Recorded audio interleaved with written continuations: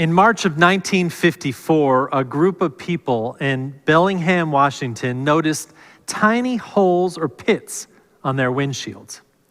Local police speculated that the pits had resulted from the actions of vandals using BB guns or buckshot. Soon after that conclusion, a few people in cities south of Bellingham reported similar damage to their windshields. Within 2 weeks, the apparent work of vandals had gone further, and reports flooded in over 2,000 windshields had been damaged. Evidently, very active vandals. The threat went to Seattle, the neighboring city, and by mid-April, local Seattle police were investigating hundreds of reports of vandalized, pitted windshields. The investigation went even further. Geiger counters were used and found no radioactivity. Climate experts speculated some odd atmospheric event must have done it. Others said sound waves and a shift in the Earth's magnetic field was responsible. Still others said cosmic rays from the sun were to blame. By April 16th, over 3,000 windshields had been reported pitted, and the mayor of Seattle wrote to President Eisenhower, and I quote, "What appeared to be a localized outbreak of vandalism and damaged auto windshields and windows in the northern part of Washington state has now spread throughout the Puget Sound area. We urge appropriate federal agencies to be instructed to cooperate with local authorities on an emergency basis," he said.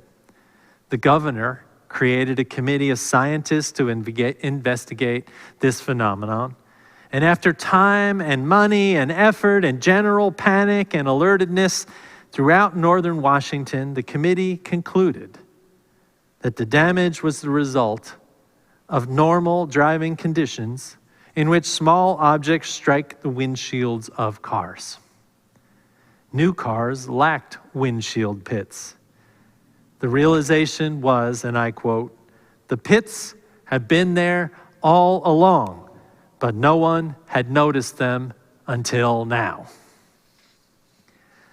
The Seattle windshield pitting epidemic was an extreme example of how we are influenced by others who aren't even trying to influence us. Today's epidemic, if I was to label it, beyond the reality of COVID, the pure insanity of conspiracies to deny it or attack our democracy, beyond those obvious epidemics which in real ways threaten our ways of life, is a windshield pitting epidemic of a loss of hope.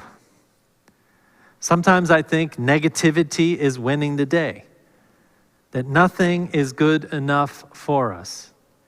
General consensus about the current president is he is doing poorly despite the amazing hill to climb with politicians whose main aim is to block and tackle everything proposed.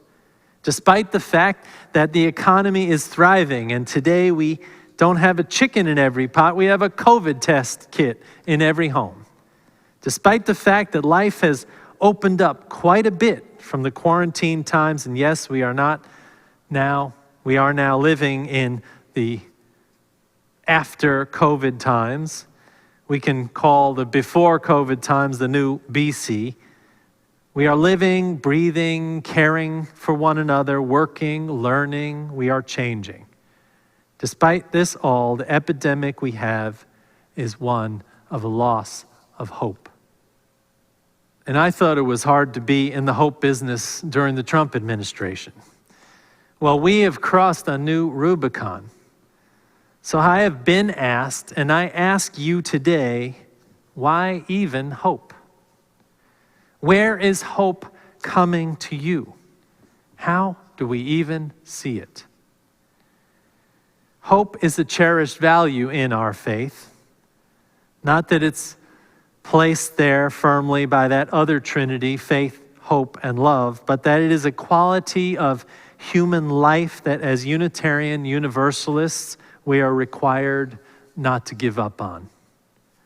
James Luther Adams, which Ruth preached on last week was a theologian at Harvard in the 20th century. I actually got to meet him when my aunt, who was friends with his daughter, brought me to his house late in the night, and we walked through the backyard, opened the glass sliding door, and there was a Yoda, like an old Yoda man theologian, sitting at a desk, and he was James Luther Adams. She said, "He's always up."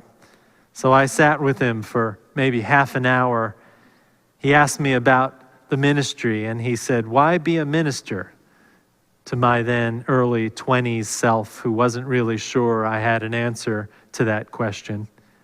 I remember stumbling around the answer, saying something about doing good, and he put his hand on my arm and said something like, "Doing good is okay, but giving hope is better." James Luther Adams coined the term for Unitarian Universalists, saying our cherished value is in part ultimate optimism. He asserted that while immediate optimism was unrealistic, the resources, divine and human, that are available for the achievement of meaningful change justify an attitude of ultimate optimism, he said. He said, this does not mean that the religious person cannot believe in optimism. In fact, he must believe in it. But no optimism is worth its salt that does not go all the way with pessimism and arrive at a point beyond it. The value of pessimism for James Luther Adams was to make us see ourselves as we really are. But then, and this is me describing James Luther Adams now, then to have realism guide us in the present and then go beyond, to see the marathon of human life that does not end this week or next in the bending of the universe that not only turns toward justice but turns toward us. And to find there, and I might ask you to ponder this question, to ponder where then you can find your optimistic self. For me, I find ultimate optimism that goes beyond the current realism of the day, beyond the current pessimism of the day, to an ultimate optimism in commitments. David Brooks, in his second Mountain book, says the complete definition of commitment is falling in love with something and then building a structure of behavior around it for those moments when love falters. That is good. Our commitments give us a sense of purpose, and better yet, they transform us. The more I help patients get abortions they want and need, the more I am transformed by their pain, their struggle, and their hope. By the reality that we share that says no human body is a thing of shame. None of us are alone in this struggle. That life is made up of difficult choices and alliances that lift us up. The further I commit to the work we did this past week with a multi-faith, multi-racial, multi-generational group trying to turn the tide on the horrible narratives that are anti-abortion, anti-body, anti-sexuality, racist, homophobic, and downright evil. I'm talking about narratives that pass laws that restrict abortions and restrict the lives of trans people and so on. Over 1,000 new laws restricting abortion have been put into place nationwide over the last 2 years. The more I encounter those in the work I do in a multi-faith, multi-religious context, the more I am transformed. The more I do not give up. The more I get committed. Brooks says our commitments allow us to move to higher levels of freedom and build our moral character. Our moral formation is not individual, it is always relational. Character emerges from commitments which fade our focus on self and ask us to do good for the larger good. A larger good that liberates others. like helping people get to New Mexico and to face the stigmas that are put on them by religious people who have ideological ideas about what is right and what is wrong about our own bodies. Commitments I see from you encourage me to ultimate optimism.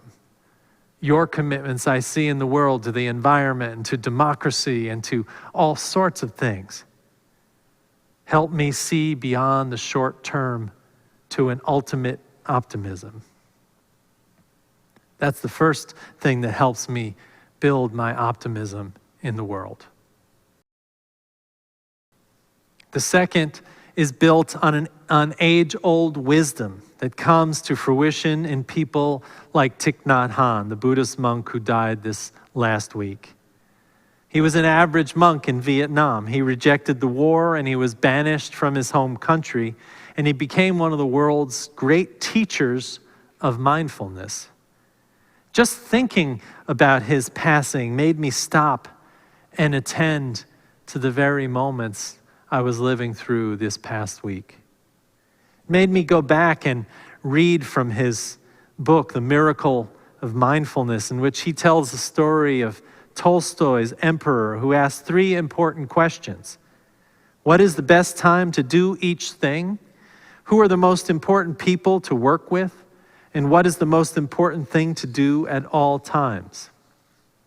In the story, many had answers for the emperor. And then the emperor went to seek out a holy man to ask him the questions. When he arrived after a long journey to the hermit and asked his questions, the holy man patted the emperor on the shoulder and continued digging in his garden. The emperor was a little bit flummoxed by the lack of an answer. And then he looked at the man and he said, "Wait, you must be tired. Let me give you a hand." And the hermit there thanked him and handed him the shovel and sat down. And after the emperor had dug many rows in the garden, he asked the hermit the questions again. He got no answer, but they switched on and off, digging rows. And then the emperor refused to give up the shovel and kept digging. Hours passed. The sun set. The emperor said that he had come to ask the questions, and would he get the answers before he went home? The hermit said, "Do you hear someone running over there?" They saw a man with a long beard emerge from the woods, running wildly, pressing his hand against a bleeding wound. The man fell to the floor next to the emperor, and the emperor got to cleaning the man's wounds, changing his shirt and bandaging him. When the man regained consciousness, he asked for water, and then the emperor got the man water. And it got to be night, and it got to be cold, and they carried the man to the hermit's hut and put the man on the hermit's bed. Leaning on the door, the emperor fell asleep. When they woke in the morning, the sun coming up, the injured man woke and said to the emperor, "Please forgive me." The emperor asked, "What have you done?" The man said, "I was your enemy. I had come to avenge my brother's death and kill you, but you took so long here that I came out from my hiding place and your guards attacked me. I ran here. If I hadn't met you, I would be dead. You saved my life. Forgive me." The emperor forgave the man and promised him to be restored in his life as best he could. Then he went to the hermit again with his 3 questions. And the hermit said, "You have already answered them. Had you not taken pity on me and left, you would have been attacked and killed on the road home. The most important time was the time you were digging in my garden. The most important person was myself. The most important pursuit was to help me. And later, when the man was bleeding, the most important time was dressing his wounds. He was the most important person. The most important pursuit was caring for him." Then the hermit said, "There is only one important time, which is now. The most important person is the person you are with. The most important pursuit is making the person before you happy. That is the pursuit of life.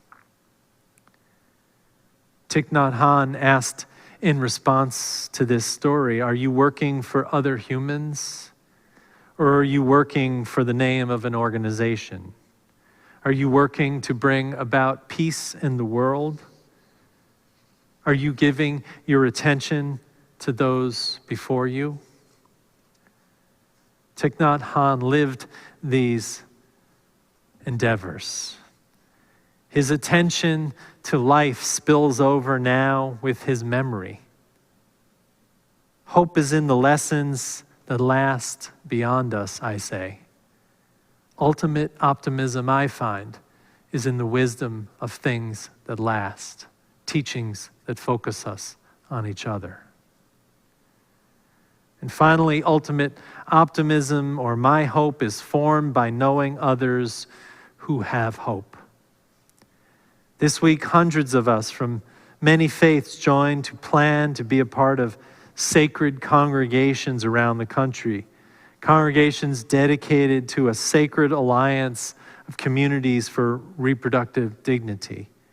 In it, my friend and co-creator of the event, Angela Williams, said this: we have to do more, we have to be more, not in a capitalistic sense of more, but more human, more loving, more compassionate, more just, more liberating, more in tune with the holy and divine in and around each of us, she said.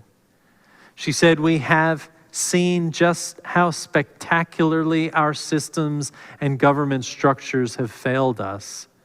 We have seen how the court has failed us. So now it is up to us.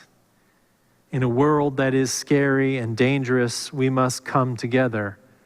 We must take care of each other and our communities. We are the ones who will save us, she said. This is hope embodied, I say. We are hope embodied. Courageous people who meet the day head on. We must not give up on ultimate optimism, which is a cherished value in our faith. It sees beyond the current problems to a long haul to solutions in the world. Now, I can hammer on you to not perpetuate the windshield epidemic of hopelessness and despair, or I could remind you more that you might hope for something, but you still have to work for it. But I want to acknowledge this church, this faith, is also a marathon, not a sprint. And next week we will continue our Cherished Values series, letting rest today, ultimate optimism. And I want to rest that on the pillar of this Derek Walcott poem entitled Earth. It goes like this. Let the day grow on you upward, through your feet, the vegetal knuckles to your knees of stone, until by evening you are a black tree. Feel with evening the swifts thicken your hair, the new moon rising out of your forehead, and the moonlit veins of silver running from your armpits like rivulets under the white leaves. Sleep as ants cross over your eyelids. You have never possessed anything as deeply as this. This is all you have owned from the first outcry through forever. You can never be dispossessed. To which I say, Amen and Amen.